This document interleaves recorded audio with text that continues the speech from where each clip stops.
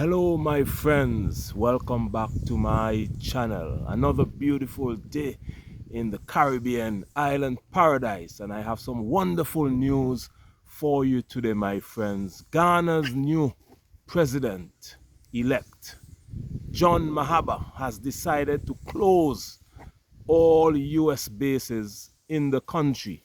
Yes, Ghana has sent shockwaves throughout the whole world, and the new president-elect that was elected early December has decided to close all US military bases in the country. And right now the Western powers are grappling with that policy, and the president of Ghana has pledged to work with Mali, Burkina Faso and Niger. He is a Pan-Africanist, and he has decided to change path of Ghana after he defeated the puppet government who was being influenced by the Western powers. We have a new government in Ghana now, my friends, and he would have decided to close all US military bases. Listen to this little audio here I have for you. It's just about less than 3 minutes long. Listen to it now and I'll get back to you with some wonderful analysis. The latest news coming from Ghana right away. Guys, the newly elected president of Ghana, John Mahama, sent some waves warning to United States, to Western leaders, ready to end U.S. military base in Ghana, and also work with Ibrahim Traoré, the Burkina Faso president, Assimi Goïta, Mali president, Abu Dhabi Tiani, Niger president, to liberate Ghana, West. Yes, man. Africa and Africa at large. And so we know what is happening in Burkina Faso. Indeed, we should be working closer with our comrades in Burkina Faso. Unfortunately, this government has created some tension between us and Burkina Faso because our president went and opened his mouth too wide. You saw the video. He went and was doing concern about your neighbor. We all are here. We are suffering. America called you small, and you are so excited, and then your neighbor, you are doing concern about it.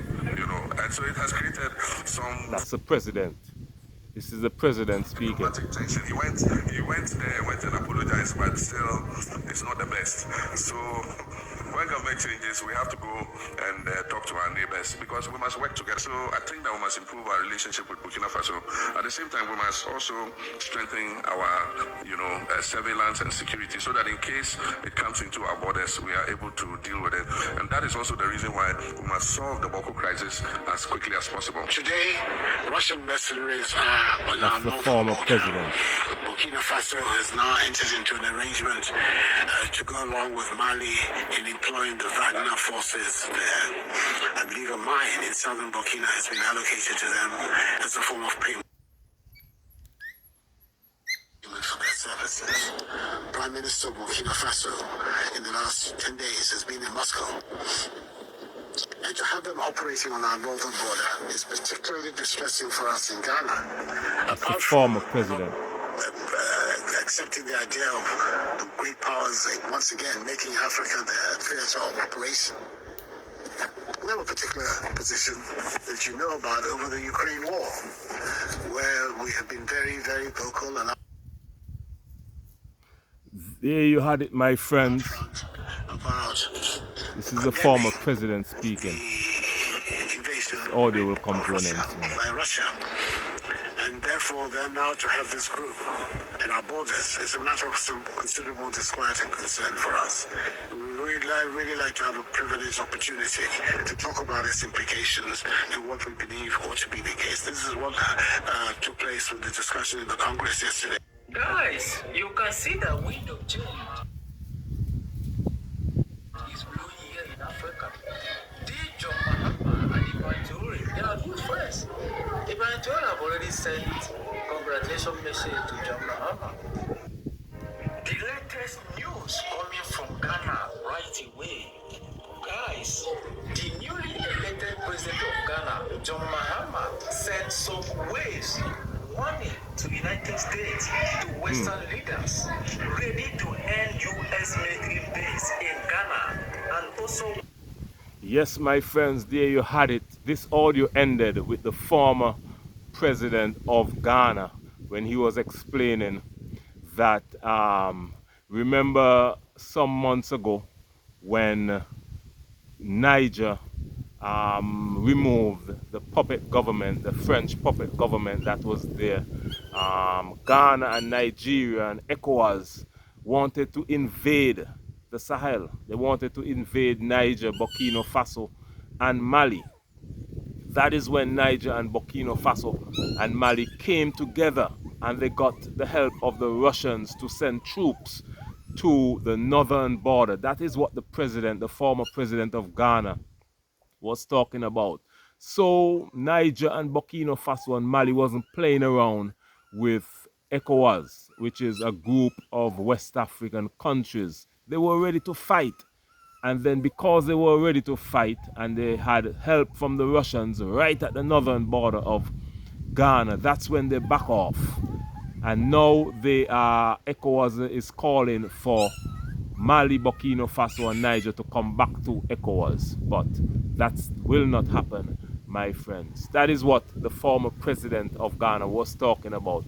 But his party was defeated in a landslide victory some weeks ago, my friends, and Ghana has a new president-elect that will take office very, very soon, and he has pledged to close military bases in the country and to work closer with the Sahel. This is a totally different path that he will be forging ahead. And I'm going to read this little article for you that is coming out of Ghana here. Former President John Mahama won a majority of 56.6%, thereby securing the presidency without the need of a runoff. In doing so, he decisively defeated incumbent Vice President Mahamudu Bawumia, ending the rule of the new Patriotic Party's 8-year grip on power.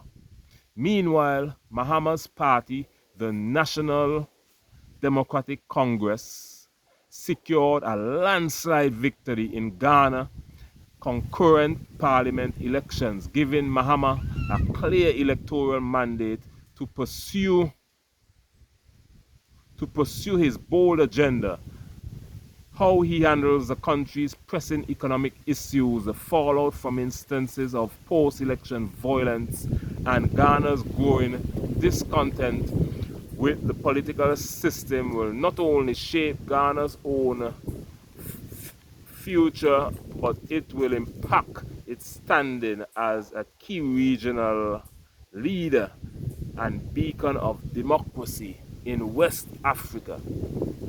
So Ghana is looking good now, my friends. They have elected a real president, a president that has pledged to put Ghana first. That president will be pledging, has pledged to put Ghana first and to put the people of Ghana first. He will not be led by any Western governments. He will build Africa and bridge the gap between Africa and the Caribbean. That is the mission of this channel. But he will start by bridging the gap between the different African countries, particularly those in the Sahel, Burkina Faso, Mali and Niger. Ghana will be working closer with those countries now. And we have a new president of Senegal as well that will be working closer with Niger, Burkina Faso and Mali as well. So you see the sweeping changes in Africa. Africa is making significant changes right now. First, they have to get rid of the Western powers because the US had their military bases there and they were saying they're there to keep the peace and fight terrorism.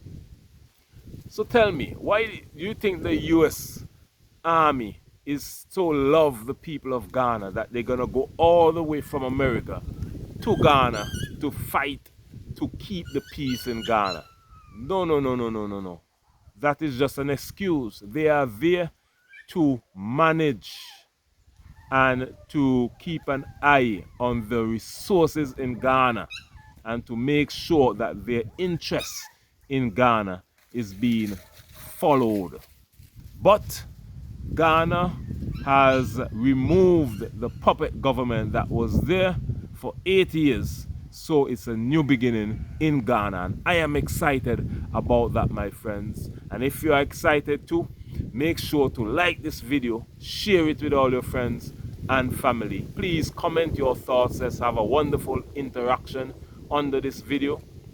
And please consider subscribing to my channel. The mission of this channel is to bridge the gap between Africa and the Caribbean. African Americans, Afro-Europeans, Afro-British, Afro-Canadians. We're going to bridge the gap between all black people worldwide. And I'm coming to you here from beautiful Caribbean island paradise, St. Kitts and Nevis. We're in the Eastern Caribbean. Right now I'm under a mango tree speaking to you, and the weather is beautiful today. This time of year, it's nice and cool, but the sun is shining brighter than ever, my friends. So make sure to like this video, share it with all your friends and family, and please comment your thoughts and opinion on this video. Now, Ghana's new government has some new policies that they will tackle, and I will read those out for you. The President John Mahama has outlined several key policies and priorities. These include economic recovery and debt reduction, a central focus on the revitalization of Ghana's economy, which has faced significant challenges in recent years. This includes measures to address the high cost of living, reduce unemployment, and manage the country's debt burden. Job creation, jobs, and more jobs will be created in Ghana. The government aims to create more employment opportunities, particularly for young people. This may involve initiatives to support small, medium-sized enterprises, including investment in key sectors and development of vocational training programs. Infrastructure development.